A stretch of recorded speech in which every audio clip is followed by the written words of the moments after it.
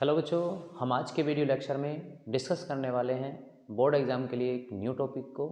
और आज का जो हमारा टॉपिक होगा उस टॉपिक का नाम है गॉस की प्रमेय की सहायता से अनंत लंबाई वाले तार के निकट वैद्युत क्षेत्र की तीव्रता। बच्चों, ये कई बार पूछा जाने वाला क्वेश्चन है बोर्ड एग्ज़ाम में। तो आइए समझते हैं एक इसे बेहतरीन अंदाज के साथ और एक नए तरीके से। हमें करना ये है कि हम गॉस की प्रमेय का प्रयोग करके अनंत लंबाई वाले तार के निकट वैद्युत क्षेत्र की तीव्रता का मान ज्ञात करना चाहते हैं। तो पहले इसमें जैसा कि क्वेश्चन में दिया हुआ है कि अनंत लंबाई का कोई तार लिया जाना चाहिए, तो ठीक है जी, अनंत लंबाई का कोई तार लेते हैं। हमने मान लिया कि हमारे पास अनंत लंबाई का कोई तार है। ये कुछ ऐसा तार हमने बना लिया,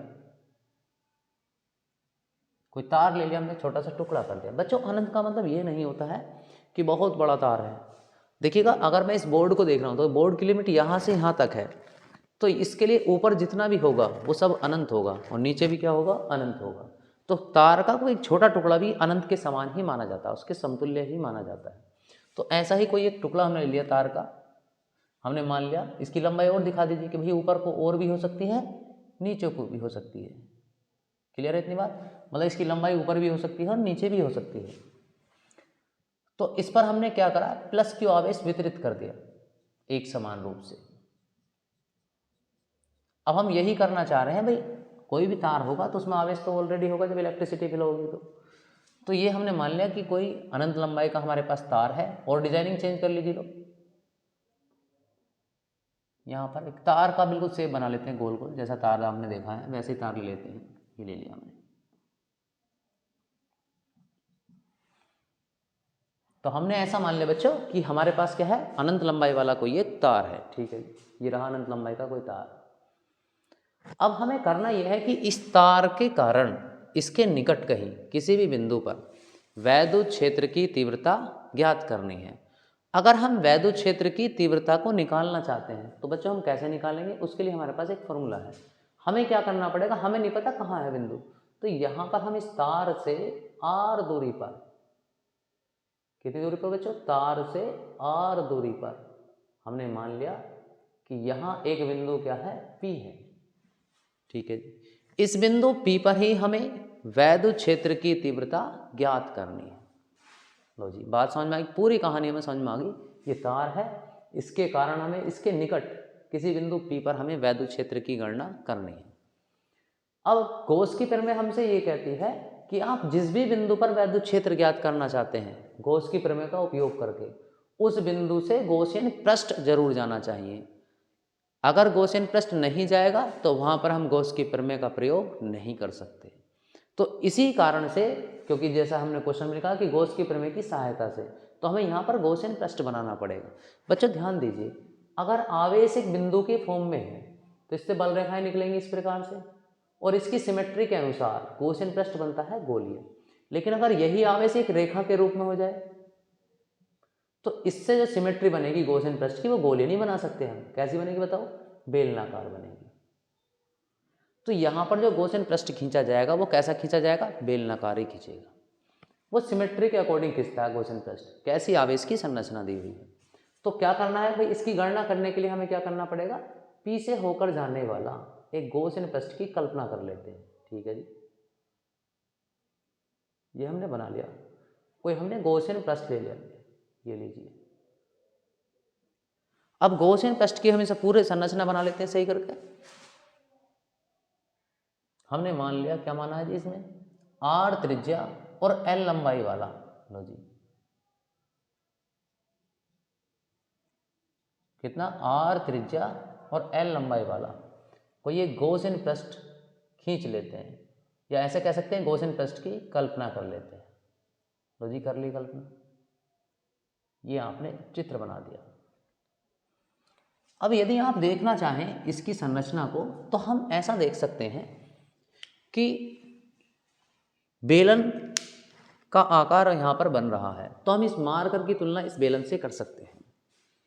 अब इस बेलन में आप दो चीज़ देखें यहाँ पर, क्या कि एक तो बेलन में जो पृष्ठ है वो समतल पृष्ठ है, एक ऊपर और एक नीचे, बिल्कुल सपाट होगा, यानी कि समतल पृष्ठ होगा, प्लेन सरफेस। और ये जो सरफेस है मुड़ा हुआ है, कर्व के फॉर्म में है, तो इसे कहते हैं कर्व्ड सरफेस या वक्र पृष्ठ एक वक्र की फॉर्म में है। तो ध्यान रखिए बेलन के भीतर 2 समतल पृष्ठ होते हैं और एक क्या होता है, वक्र पृष्ठ होता है। तो इससे जो फ्लक्स निकलेगा इस बेलन से, वो 3 जगह से निकल सकता है। या तो ऊपर से निकल सकता है, फ्लक्स को मान लीजिए कोई व्यक्ति, कोई भी पर्सन मान लीजिए, तो उसके निकलने के 3 ही तरीके हो सकते हैं। या तो वो ऊपर से निकल सकता है, या वो नीचे से निकल सकता है, या फिर वो इसमें कहीं भी एक गेट लगा करके निकल सकता है। तो यही हम बात की यहाँ गणना करना चाह रहे हैं कि हम यहाँ पर अगर देखें तो फ्लक्स या तो यहाँ से निकल सकता है वैद्युत फ्लक्स, या फिर इस पूरे सरफेस से निकल सकता है, या फिर यहाँ से निकल सकता है। हमने तीनों को कैलकुलेट करके अलग अलग सपोज कर लिया कि ऊपर वाले पृष्ठ से जो निकलेगा वो φ1, इस वाले सरफेस से φ2 और इस वाले से φ3। अब इसके लिए क्या करना पड़ता है बच्चों, हमें यहाँ पर फ्लक्स की गणना करने के लिए, जैसा कि हमने कल भी पढ़ा है, पूरे से निकालने से पहले हम एक छोटे से भाग से निकाल के देखते हैं कि यहाँ से निकल सकता है या नहीं। अब जैसी बिंदु P है तो एक बात ध्यान रखिए, यहाँ पढ़ चुके हैं, अगर कहीं भी प्लस आवेश है तो इससे बल रेखाएं बताओ क्या होती है, बाहर की ओर जाती हैं। सही बात है। तो ये तो पूरा ही प्लस क्यू आवेश है यहाँ से यहाँ तक। तो अगर हम इस आवेश के कारण देखेंगे तो वैद्युत क्षेत्र बनेगा। ठीक है जी, मान लो ये बिंदु P है यहाँ पर, जैसा कि इसमें देख रहे हैं। तो ये बताओ इससे जो बल रेखा जाएगी P से होकर के, वहाँ पर जो वैद्युत क्षेत्र होगा क्या होगा, वो भी बाहर की ओर बनेगा नहीं बनेगा। देखिए तो इस बिंदु P पर जो वैद्युत क्षेत्र होगा क्या होगा बच्चों, बाहर की ओर होगा। अब इस बिंदु P को थोड़ी देर के लिए हमने यहाँ मान रखा अभी, तो ये यहाँ भी हो सकता है बिंदु P, लो जी यहाँ भी मान सकते हैं इस बिंदु P को। तो यहाँ पर जो वैद्युत क्षेत्र बनेगा वो भी इधर की ओर होगा। क्यों होगा बताओ, क्योंकि प्लस से तो बल रेखा ऐसे ही जा रही है इधर की ओर, जैसा कि इस संरचना को हम देख रहे हैं। अगर यहाँ पर देखें आप, यहाँ भी एक छोटा सा अल्पांश ले सकते हैं, लो जी। तो इस बिंदु P पर भी अगर हम बात करें, P 3 जगह हो सकता है, हम ऐसा मान रहे हैं।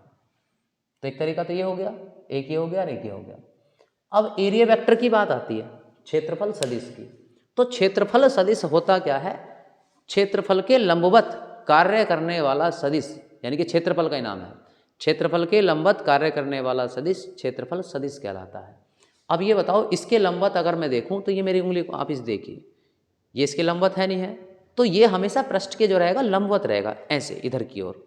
तो जैसा कि आप देख रहे हैं क्षेत्रफल वेक्टर जो दिखाया जाएगा ऐसे दिखाया जाएगा, मतलब इस पृष्ठ पर जो क्षेत्रफल वेक्टर की दिशा होगी इधर की ओर होगी। अब आप इस पृष्ठ को देखिए, ये बिल्कुल सपाट है, समतल पृष्ठ है, तो इस पर जो लंबवत होगा वो ऐसे होगा। निकलने का तरीका इसका ऐसे तो निकल सकता है, तो ये ऐसे लंबवत होगा। तो यहाँ पर जो एरिया वेक्टर होगा वो कुछ इस डायरेक्शन में होगा, DA। अब नीचे की ओर देखिए आप, ये भी बिल्कुल सपाट है, तो इस पर जो फ्लक्स होगा ऐसे नीचे की ओर निकल सकता है। तो इस पर जो एरिया वेक्टर होगा इस पृष्ठ के अकॉर्डिंग वो ये होगा, यानी कि DA। कोई डाउट तो नहीं किसी को? मैं इधर से इसे रफ कर देता हूँ, ये हमारा इसका पार्ट नहीं है, ठीक है। इसे सबसे पहली बात है एक सुटेबल अच्छा आपको चित्र लगना चाहिए। तो इसके लिए हम क्या करते हैं, कल भी मैंने आपको समझाया, बोर्ड एग्जाम में ये बात नोटिस होती है कि आप कितने अच्छे तरीके से चित्र को बना रहे हैं। इसी से अनुमान लगता है कि आप कितना अच्छा लिख रहे होंगे इसमें। जी यस, बिल्कुल ये सही बात है। आप इसका प्रयोग कर सकते हैं, स्केच का प्रयोग कर सकते हैं अच्छे से कवर करने के लिए, क्योंकि जितना अच्छा आप चित्र उसमें प्रदर्शित करेंगे, एग्जामिनर अनुमान लगाए कि आप कितना अच्छा जानते हैं। अच्छा, ये अगर हम बात करें तो इसकी जो लंबाई है गॉसियन पृष्ठ की, ये L है। कितनी लंबाई है बच्चों? L, लो जी। और त्रिज्या कितनी है इसकी? R। अब इसमें थ्योरी में क्या लिखना है, आप यदि नोट्स नहीं भी बनाए हैं तो थ्योरी आप लिख सकते हैं। देखो क्या लिखना है, मैं आपको समझा देता हूं। माना अनंत लंबाई का एक चालक तार जिस पर प्लस क्यू आवेश एक समान रूप से वितरित है। देख रहे हैं आप, माना अनंत लंबाई का एक चालक तार जिस पर प्लस क्यू आवेश एक समान रूप से वितरित है। इस तार से r दूरी पर एक बिंदु P है। इस बिंदु P पर हमें वैद्युत क्षेत्र की तीव्रता ज्ञात करनी है। ठीक है जी, E का मान ज्ञात करना है। फिर आगे क्या लिखना है, इसके लिए बिंदु P से होकर जाने वाले, इसके लिए बिंदु P से होकर जाने वाले R त्रिज्या तथा L लंबाई वाले एक बेलनाकार गॉसियन पृष्ठ की कल्पना कर लेते हैं। दोबारा समझ लो, इसके लिए बिंदु P से होकर जाने वाले R त्रिज्या तथा L लंबाई के एक बेलनाकार गॉसियन पृष्ठ की कल्पना कर लेते हैं। कर ली, तब पूरे में से गुजार दो, संपूर्ण गॉसियन पृष्ठ में से होकर गुजरने वाला वैद्युत फ्लक्स। तो यहाँ पर अगर हम बात करें, इसका पूरे का नाम क्या है, गॉसियन पृष्ठ है। तो हम डायरेक्ट कर रहे हैं अब इस बात को, क्या जी कर रहे हैं डायरेक्ट हम यह लिख रहे हैं, इतनी थ्योरी लिखने के बाद फिर आपको लिखना है कि संपूर्ण गॉसियन पृष्ठ, संपूर्ण गॉसियन पृष्ठ में से होकर गुजरने वाला, होकर गुजरने वाला कुल वैद्युत फ्लक्स। अभी आपको समझाया है, ठीक है जी, कि मतलब इससे पूरे से जो फ्लक्स गुजर सकता है बिल्कुल गुजरेगा जी। फ्लक्स का फॉर्मूला हम सब जानते हैं, फाई ई होता है। तो भैया 3 जगह से गुजर सकता है फ्लक्स, ऊपर से या यहाँ से या फिर यहाँ से। मार्कर में समझाया, या तो यहाँ से गुजर सकता है या यहाँ से कहीं से भी या फिर यहाँ से। तो इसका मतलब कुल फ्लक्स जो होगा फाई ई बराबर कितना होगा बच्चों, phi 1 plus phi 2 plus phi 3। कोई डाउट किसी को बताओ। अब फ्लक्स जो होता है फॉर्मूला फ्लक्स का, देखिएगा ध्यान दीजिए, वैसे फॉर्मूला तो इतना होता है E इंटू ए होता है, लेकिन कभी कभी अगर जनरली ऐसा लिखा हुआ है E इंटू डी ए, तो बेटा ये छोटे से भाग से निकल रहा है, और पूरे भाग की जब बात की जाएगी तो इसका ऐसा इंटीग्रेशन का साइन लगा देंगे। ये फ्लक्स का ही फॉर्मूला है। तो इसका मतलब सीधी सी बात है, आप चाहें तो अगर ये परिपथ बंद है तो ऐसा डिजाइन भी बना सकते हैं, बनाना चाहे तो, नहीं तो कोई आवश्यकता नहीं है। तो इसका मतलब हमारा यहाँ जो फ्लक्स है देखो, छोटे छोटे डी ए लिखा हुआ है। तो यहाँ पर फाई 1 जो होगा वो क्या होगा जी, फाई 1 पर देखिए कहाँ, यहाँ से गुजर रहा, तो ठीक है जी। फ्लक्स का फॉर्मूला यही रहने वाला है, मतलब अगर फाई 1 की बात करें तो सबके फॉर्मूले E इंटू डी ए है हर जगह। तो रखिए E इंटू डी ए प्लस, ऐसी इंटीग्रेशन बनाएंगे E इंटू डी ए plus integration E into D ए। बच्चों ये क्लोज्ड इंटीग्रेशन होता है। अगर आपको इसमें दिक्कत है तो ऐसा ही साइन बना लीजिए, यहाँ भी कभी ये भी एक जैसे बना दो, ये अलग है, ये साइन अलग है, ये अलग है। तो यहाँ पर अगर हम देखें इसे तो क्या लिख सकते हैं जी बताइए, आप इसे लिख सकते हैं, ये फाई ई अलग बनाना, बिल्कुल सीधी लाइन खींचनी है इसमें इस प्रकार से। तो ये जो है ये कहाँ से गुजर रहा है फ्लक्स बताओ, ये गुजर रहा ऊपर वाले पृष्ठ से। तो आप लिख सकते हैं ऊपरी पृष्ठ, मतलब इंग्लिश में लिखना तो अपर सरफेस कह सकते हैं, ठीक है जी। और ये कहाँ से गुजर रहा है जी, दूसरा फाई 2 वक्र पृष्ठ। तो यहाँ लिख लो वक्र पृष्ठ, लिख लिया। अब ये कहाँ से गुजर रहा है, नीचे से, तो नीचे मतलब निचला पृष्ठ। और भी तरीका करने का, लेकिन इसे और आसान हो जाएगा, बहुत आसान आपके लिए। अब आप खुद बताइए, कल हमने पढ़ा था कि A डॉट B अगर कहीं लिखा हो तो हम उसे क्या लिखते हैं, AB cos थीटा, बिल्कुल जी ऐसे लिखते हैं। लेकिन अब हमारे पास क्या आ रहा है, हर जगह E डॉट DA आ रहा है, तो हम लिखेंगे E डॉट DA। तो क्या लिखेंगे इसे, EDA, बिल्कुल इसकी तरह A और B है, ऐसी से A और B मान लीजिए, EDA cos थीटा। क्लियर। तो हर जगह हम इसे नोट कर सकते हैं, देखिए कैसे। यहाँ पर अगर हम बात करें तो यहाँ पर हमारे पास हो जाएगा इंटीग्रेशन, ऐसी बना लीजिए, अब इसे बार बार लिखने की आवश्यकता नहीं। तो EDA को क्या लिखेंगे बताइए, EDA cos थीटा लिख दिया हमने। अब इस पृष्ठ पर थीटा कितना है आप देखिए, E और DA दोनों के बीच में कोण कितना बताओ, 90 डिग्री है नहीं। तो आप थीटा का मान यहाँ डायरेक्ट रख दो, क्यों टेंशन ली, कोस 90 डिग्री प्लस। अब आगे बढ़ते हैं, EDA, यहाँ भी EDA, तो हम जानते हैं इंटीग्रेशन का ऐसा साइन बनाएंगे और इसका मान भी इतना ही होगा, EDA cos थीटा, लेकिन हम कह रहे हैं डायरेक्ट थीटा का मान रख रहे हैं। अब यहाँ पर इस सरफेस में फाई 2 यहीं से तो गुजर रहा, तो इस पे जो DA और EE दोनों एक ही दिशा में कार्य कर रहे हैं। जब एक ही दिशा में कार्य कर रहे हैं तो एक दिशा में जब दो वेक्टर होते हैं तो उनके बीच कोण कितना होता है, 0 डिग्री प्लस। अब इसे खोलिए, इंटीग्रेशन EDA लिख दे, EDA, और कितना हो जाएगा बताइए, कोस, यहाँ देखिए नीचे निचले पृष्ठ में ये और ये कितने डिग्री कोण है इनमें, 90 डिग्री, तो कोस 90 डिग्री। कोई डाउट तो नहीं किसी को, बच्चे को बताओ, समझ में आ रही होगी इतनी बात, डायरेक्ट रख दीजिए वैल्यू इसकी। अब हम यहाँ पर आगे बात कर रहे हैं, आगे सीखने वाले हैं। यहाँ पर सीखने के लिए हम क्या करते हैं जी, और एक लाइन ड्रा कर लेते हैं इस प्रकार से, है ना, ये जिससे कि दिक्कत ना हो हमें। ये सब किसका मान चल रहा है, फाई ई का मान चल रहा है। फाई ई मतलब कुल वैद्युत फ्लक्स, सीधी लाइन खींचनी है भाई। अब इसका मान देखें आप, फाई ई बराबर ई डी ए कोस 90। अब हम पढ़ चुके हैं मैथमेटिकली कोस 90 का मान कितना होता है, 0।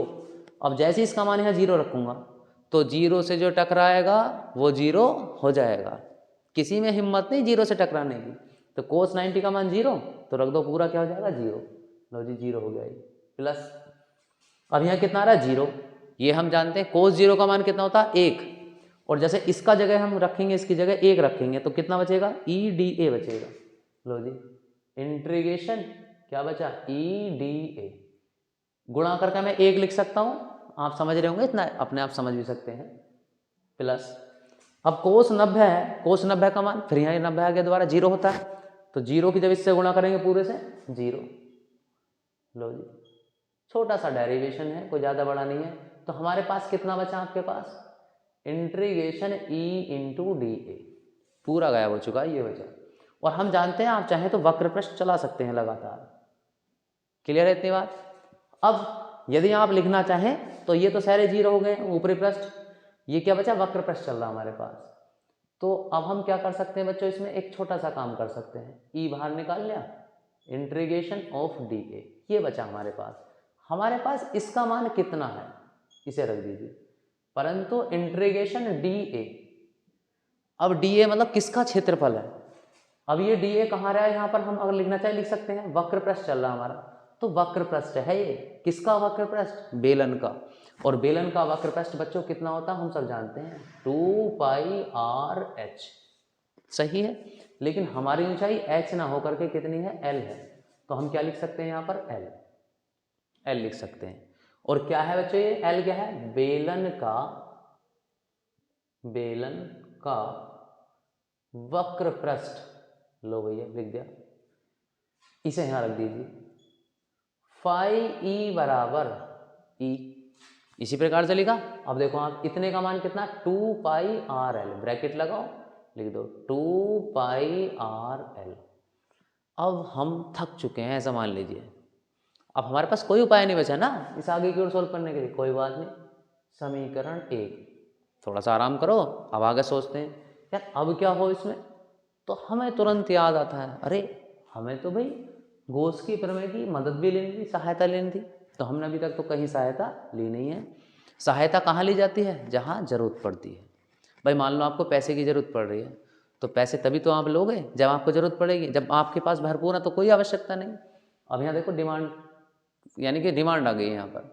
तो आइए देखते हैं, मदद लेते हैं गोस से, हाँ भैया मदद करो हमारी। तो क्या लिखेंगे, गोस की प्रमेय से, लो भैया गोस की प्रमेय से हम लिख लेते हैं।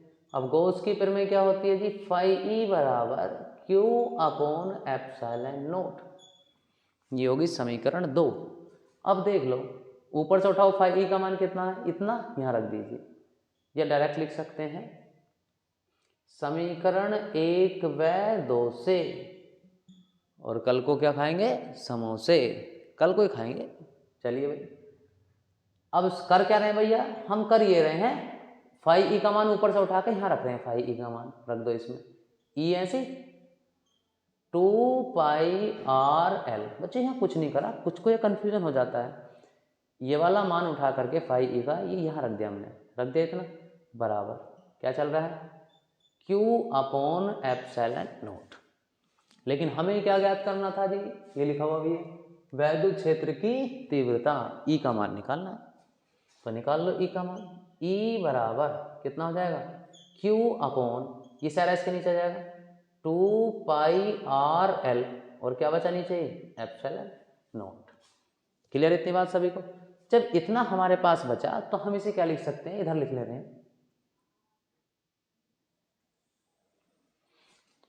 ठीक है भाई। यहाँ के बाद फिर ऊपर हम करते हैं, तो E बराबर, इसे हम अलग अलग भी लिख सकते हैं, कैसे देखिएगा, E बराबर इसे लिख ले रहे हैं 1 upon 2 pi epsilon nought R, देखो कौन सा, 2 पाई एप्सिलॉन नोट और आर लिख लिया, इनटू क्यू अपॉन एल। मैंने जानबूझकर क्यू अपॉन एल को अलग लिख दिया। कोई तो रीजन होगा जो अलग लिखा है, बिल्कुल है जी रीजन, आइए हम समझते हैं। जैसे क्यू अपॉन एल आप यहाँ लिखेंगे परंतु या बट, कुछ भी लिख सकते हैं। क्यू अपॉन एल बराबर होता है बच्चों लैम्डा, और लैम्डा का मतलब होता है रेखीय आवेश घनत्व। अब कुछ बच्चे सोचेंगे सर जी ये तो नहीं पढ़ा है आपने, ये क्या चीज़ है जी? ध्यान दीजिए, जब आवेश का वितरण किसी रेखा के अनुदिश होता है तो ऐसे वितरण को रेखीय आवेश वितरण कहते हैं। ऐसे भी हो सकता है रेखा पर वितरण, ऐसे भी हो सकता है, देखो तो इसका नाम क्या, रेखीय आवेश वितरण, ठीक है। लेकिन हम बात कर रहे हैं घनत्व की, तो देखिए बहुत आसान बात, किसी चालक की एकांक लंबाई मतलब 1 मीटर की लंबाई पर जितना आवेश उपस्थित होता है उस आवेश को ही हम क्या कहते हैं, रेखीय आवेश घनत्व कहते हैं। अब देखो ये है इसका फॉर्मूला, आप यहाँ पर खुद डिफाइन करिए, किसी भी चालक की 1 मीटर लंबाई पर, 1 रख दो इसका मान, जितना भी आवेश उपस्थित होता है उस आवेश की मात्रा को क्या कहते हैं, रेखीय आवेश घनत्व कहते हैं। बस नाम बदल दिया इसका कि भैया 1 मीटर की लंबाई पर जो आवेश होगा उसका नाम आवेश नहीं होगा, फिर उसका नाम होगा रेखीय आवेश घनत्व। कोई डाउट किसी को बताओ? चलिए अच्छी बात है, तो हम इसकी जगह क्या रख सकते हैं, लैम्डा रख सकते हैं। फिर E बराबर 1/2 pi epsilon not R into lambda रख दिया इसका मान। अब आगे सॉल्व करेंगे तो E बराबर lambda upon 2 pi epsilon not R. लो जी ये इसका डेरिवेशन हो गया। मात्रक क्या होता है वैद्युत क्षेत्र का, न्यूटन प्रति कूलम। अब आगे बढ़ते हैं हम बच्चों, ये फॉर्मूला मैथमेटिकली यूज नहीं करते हम, जब न्यूमेरिकल आता तो उसमें ये वाला फॉर्मूला यूज नहीं करते हम। इसमें क्या करते हैं, हम इसे और करके ऐसे भी लिख सकते हैं, देखिए E बराबर 2 से गुणा और 2 से भाग कर दी हमने इसमें, तो ये हो जाता है 1/4 pi epsilon nought into 2 lambda upon R. अब आप में से कुछ बच्चे सोच रहे होंगे सर हमें नहीं आया समझ में, कैसे आ गया ये? देखो कोई बात नहीं, आप यहाँ नीचे देख सकते हैं, इसे भी इतना लिखेंगे न्यूटन प्रति कूलम। हम इसका प्रयोग करते हैं क्यों न्यूमेरिकल में, क्योंकि बेटा इतने का हम मान जानते हैं। देखिए कैसे, पहले ये समझ लीजिए, हमने इसमें क्या करा था, ये था हमारे पास lambda upon 2 pi epsilon not R, हमने यहाँ 2 से गुणा और 2 से भाग करी है। तो जैसे 2 से गुणा करी, ऊपर कितना हो गया बताओ, 2 लैम्डा, इसे रफ कर ले रहे हैं, ऊपर हो गया 2 लैम्डा, 2 की गुणा इससे करो, 2 दूनी 4 पाई एप्सिलॉन नॉट आर। तो देखो अच्छा क्यों कर रहे हैं, कोई फर्क थोड़ी पड़ेगा, देखो 2 से 2 कट जाएगा, ऐसा करने से इजी हो जाता है। अब जैसे आप देख रहे हैं तो मैं इसे ऐसे लिख सकता बताओ 1/4 पाई एप्सिलॉन नॉट, अलग लिख लिया कांस्टेंट को, और यहाँ से क्या बचा, ऊपर से 2 लैम्डा और नीचे से क्या बचा बताओ आर, तो ये ऐसे लिखा हुआ है। समझ में आ गया होगा सभी को, तो मैं इसे रफ कर दे रहा हूँ। तो यही क्या होता है, वैद्युत क्षेत्र की तीव्रता का व्यंजक होता है, किसके कारण, अनंत लंबाई के तार के कारण। तो बच्चों आप सबको ये वीडियो पसंद आई होगी, और उससे पहले आप इसे स्क्रीनशॉट ले सकते हैं इसका पूरे का।